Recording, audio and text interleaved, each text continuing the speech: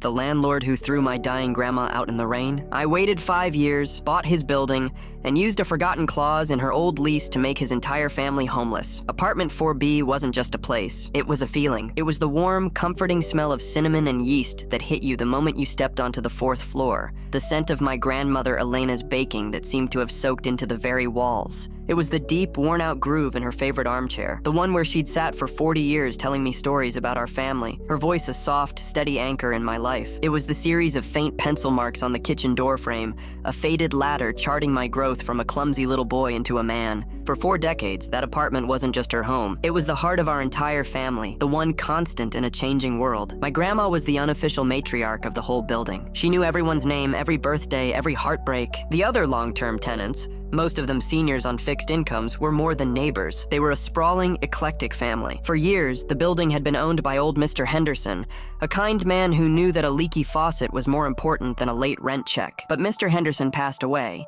and his son, who had no sentimental attachment to a building full of old people, sold it to a faceless real estate corporation. Their name was Apex Urban Ventures, which sounded exactly as soulless as it was. And their man on the ground was a guy named Sterling. He showed up one Tuesday, not to introduce himself, but to inspect his new underperforming asset. That's what he called it, an asset, not a home. He looked like he'd been assembled in a boardroom.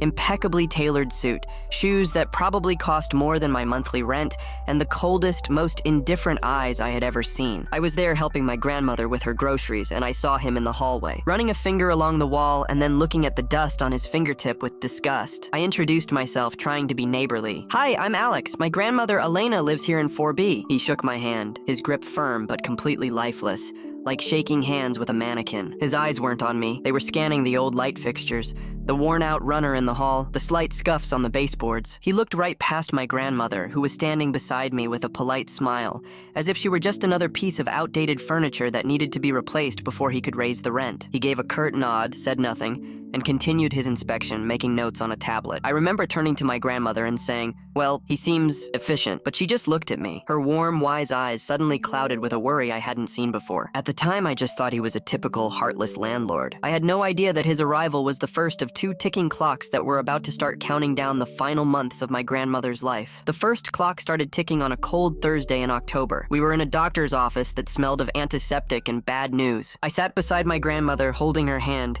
its skin as soft and thin as old paper. The doctor, a young man who looked like he hadn't slept in a week, spoke in a low, somber tone. It was pancreatic cancer, stage 4, inoperable. He gave her 6 to 9 months. 6 to 9 months. The words echoed in the small, sterile room, a death sentence delivered with professional sympathy. I felt the